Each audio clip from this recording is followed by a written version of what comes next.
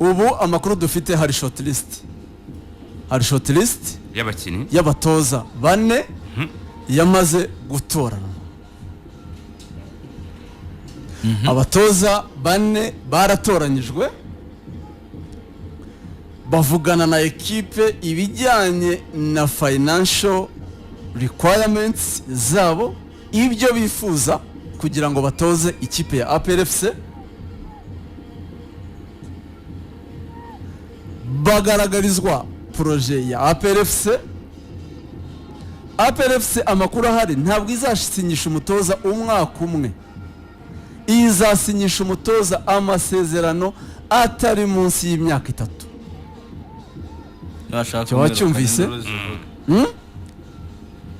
Izasinyisha umutoza imyaka itari munsi y'3 ahabwe umushinga wo kugira ngo ategure APR ikomeye ihangana ku rwego mpuzamahanga. Birumvikana ariko imyaka 3 igomba kuba ifite na kondisiyo. Ntabwo ari ukuvuga ngo niba mushwanya amezi 5 mwishyura indi myaka isigaye, agomba kujyamo clause z'uburyo bwo kuyasesa bibaye ngombwa. Ariko nanone uwo mutoza akaza akagira comfort zone ajyamo, akumva ko aje gukora akazi, akumva ko afite igihe cyo gukora akazi, akumva ko anahawe icyizere cyo gukora akazi neza. Mu magambo make rero, iyo shortlist y'abatoza bane nkuko bisanzwe, sinababwira ngo kuwa mbere, ariko mbasezeranyije ko tugiye gucengera, tugiye kwinjira mu cyumba cy'ibanga ku buryo bushoboka ubwo ari bwo bwose hagati yo kuwa mbere cyangwa kuwa kabiri. Tugomba kuzaba dufite hano iyo shortlist y'abatoza, tuzabinjiramo, sibyo? Abafana ba APR bazamenya abatoza bashobora gutoranywamo umutoza uzabatoza. Kandi amakuru aturuka mu cyumba cy'ibanga cya APR nuko bitarenze icyumweru gitaha, muri abo batoza bane umwe muri bo azaba yamaze gushyira umukono ku masezerano y'imyaka 3 yo gutoza APR FC. Iyo shortlist bivugwa ko yamaze kwemezwa mu cyumba cy'ibanga, ivamo igezwa ku bayobozi b'icyubahiro b'ikipe ya APR FC, Fandesidies Baraka Muganga ndetse na retired General James Kabarebe, perezida w'icyubahiro wa APR. Abo nibo perezida b'icyubahiro ba APR. Urumva iyo shortlist nayo yamaze kubageraho kugira ngo batange inama nzabo nabo. Birumvikana APR ifite experience mbi ku batoza mu minsi ishize, cyane cyane kuri saga ya Adil. Agomba kugira ubujyanama bukorwa. Ikindi nuko bivugwa ko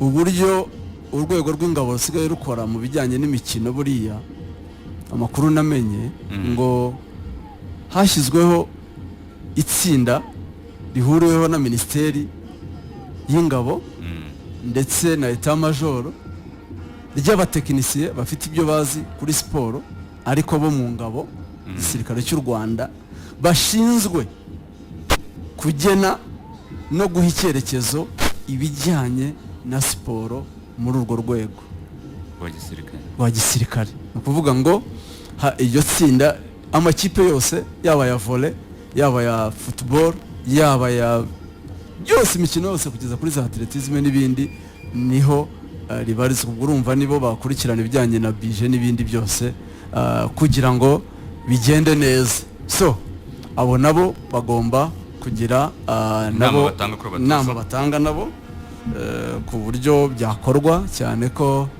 haba hakenewe no kubijyanisha nyine na mikoro n'ubushobozi na bije ya equipe. Mu magambo make rero, ubwo uyu munsi twinjiye tuzakimaramo iyo minsi 30 tuzagerageza kubaha amakuru kandi amakuru muzumva. Yasohotsemo umugabo bita Thierry Froger. Thierry Froger yinjiye muri icyo cyumba ku munsi w'ejo. Ni umukozi wa APR ugifite amasezerano agomba kurangirana n'ukwezi kwa karindwi. Thierry Froger abamubonye yasaga n'ufite morale, ntabwo yarazi ibigiye kuba, nubwo yabikekaga bishingiye kuri interview chairman wa APR yakoze champion irangiye, ariko ntiyarabizi. Yaratekerezaga ati ubwo wenda natwaye igikombe unbeaten, ashobora kuba abantu bashobora gutekereza bakantekerezaho neza, bakaba bantumira tukaganira uburyo twakongera amasezerano. Thierry Froger yinjiye mu cyumba, agezemo ijambo ryafashwe n'umuyobozi wa APR amushimira ibihe byiza bagiranye, amushimira akazi keza yakoze agatwara shampiyona unbeaten, amushimira byinshi babanyemo, amwiseguraho ku byo batumvikanyeho bitagenze neza, ariko amumenyesha ko umwanzuro wafatiwe muri icyo cyumba ari uko Thierry Froger urugendo rwe na APR FC rurangira ku munsi w'ejo hashize. ariko harakwiye amashyika. Thierry Froger yagaragaye amarira abunga mu maso, ntabwo yifuzaga kuva muri APR, ahembwa neza, ni ikipe ubwe yivugiye ko aho yanyuze atigeze abona muri Afurika ikipe ibayeho nka APR, yifuzaga gukomeza gukorana nayo, ariko urugendo bamumenyesha ko rurangiye ku munsi w'ejo. Babona icyerekezo bifuza kwerekezamo, bitakunda ko Thierry Froger akomeza mu mushinga w'ikipe ya APR FC inshyashya. Thierry Froger urugendo rwe rwarangiye ejo, yabariwe amafaranga agomba guhembwa kugeza amasezerano yarangiye, iminsi isigaye yemera kuyishyurwa, asinya ibaruwa isesa amasezerano irangiza inshingano ze muri APR. Yarasigaje ukwa gatandatu n'ukwa karindwi, amezi 2. APR yemeye kuyamuhemba neza, bagatandukana neza, kandi imwifuriza ishya n'ihirwe. Thierry Froger bivugwa ko afite n'ama offre nawe ahandi, kubera ko ntabwo yagize saison mbi. Uriya ari amafoto yo gutwara igikombe unbeaten, ntugire ngo hano hanze ntakora akazi, ntabwo ari umutoza mubi, nta nubwo na APR muvuga nabi, nubwo hari ibyo bagiye batumvikana, ariko APR FC yagiye igonganamo na Froger mu bintu bimwe na bimwe, ariko icyaje ku isonga gikomeye nuko abakinnyi bamushinjaga ko imyitozo abaha itabanyura. Abakinnyi ubwabo ibavuna se, itari kuri standard, ibavuna kandi ari imwe ihoraho idahinduka. Afite ukuntu ngo niba no gukura n'iki, ariko nyine hari ibintu ubona ukabona ntago umuntu ya updating ibintu bye. Niba abatoza nyine sinzi ko nabivuga, ni umutoza mwiza nk'umuntu, ariko nyine kwiyadapta ku gihe nuko iminsi imeze, sinzi ikintu yabuze, ajya mu mwuka, agira n'umwongeza mu bakomeza kumugonganisha nk'ikipe. Buriya makuru ugiye mfite umujinya w'ubuyobozi bwa APR ukomeye cyane, ni igihe bafata bije y'igihugu itaranateguwe bakajya mu irushanwa ryasaga n'iriri mu rwego rwa politiki, bakajya gukina irushanwa ryitwa Mapinduzi Cup. Froger agafata interview akarisuzugura, akavuga ko atari irushanwa yari akwiye gukina, atumva n'ukuntu ikipe ye yaje kurikina.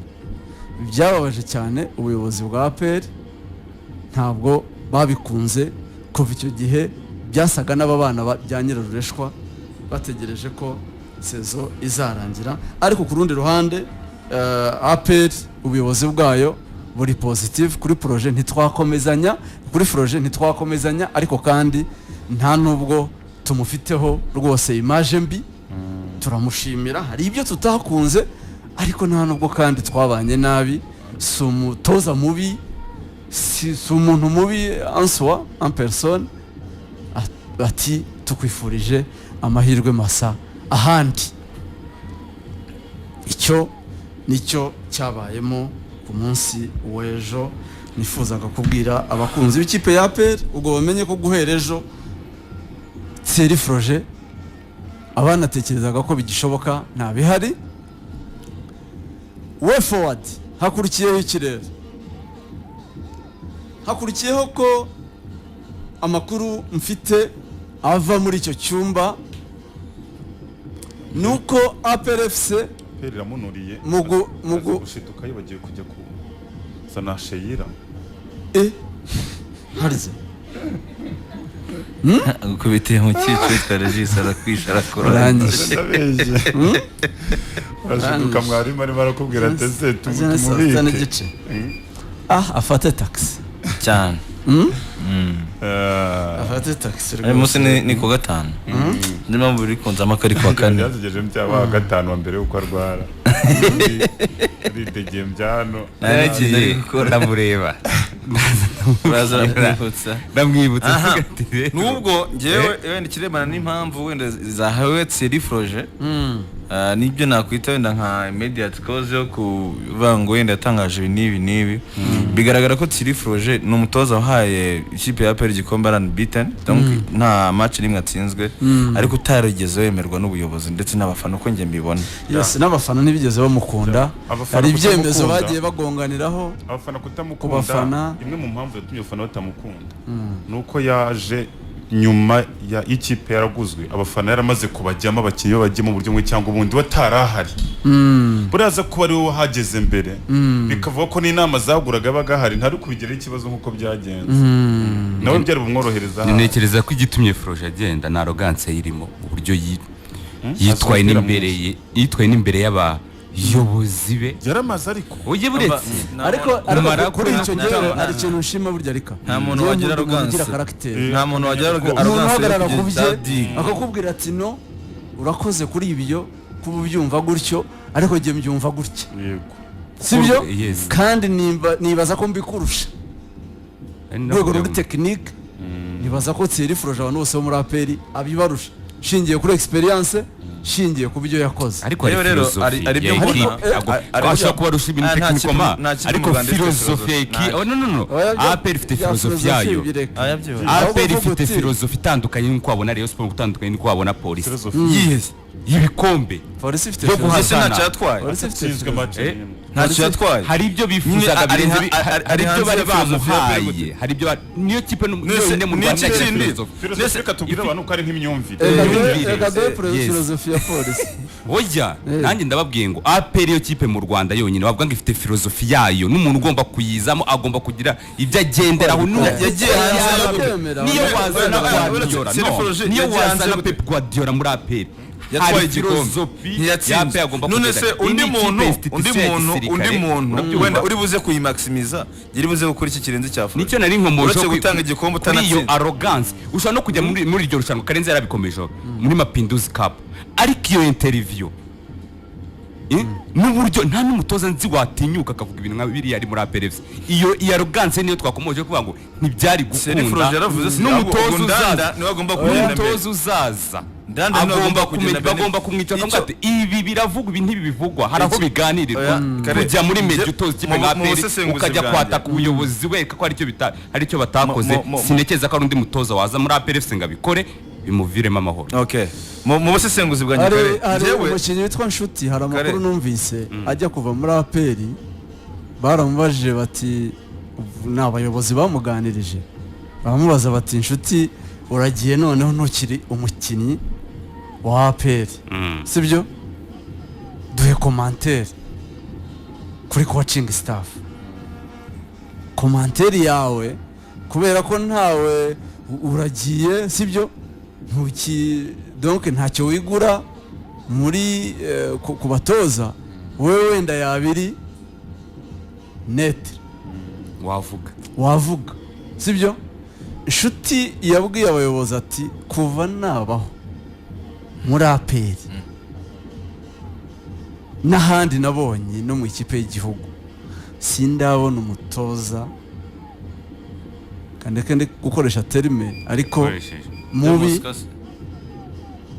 ubaho ti n'ubwa mbere nabonye imyitozo ibishye imwe ihoraho yirukanka kugeza sezirangiye sindabona umwitozo wa corner sindabona umwitozo wa kufura sindabona umwitozo wa penalty kuva sezirarangiye twavuyemo mu gikombe cy'amahoro twagikinnye turinda tuvamo tudakoze umwitozo wo gutera penalty Gasogi idukuramo wenda byarashobora ko bari no kuvamo ariko ubwo urumva umuntu yakubaza niba koko uri mu irushanwa ririmo knockout sibyo mise mbona ko nta mukinnyi umurimo iyo no opinion yawe Karenzi ariko hari n'abandi bakinnyi uyu nshuti sureba uyu nshuti Innocent yaza kuba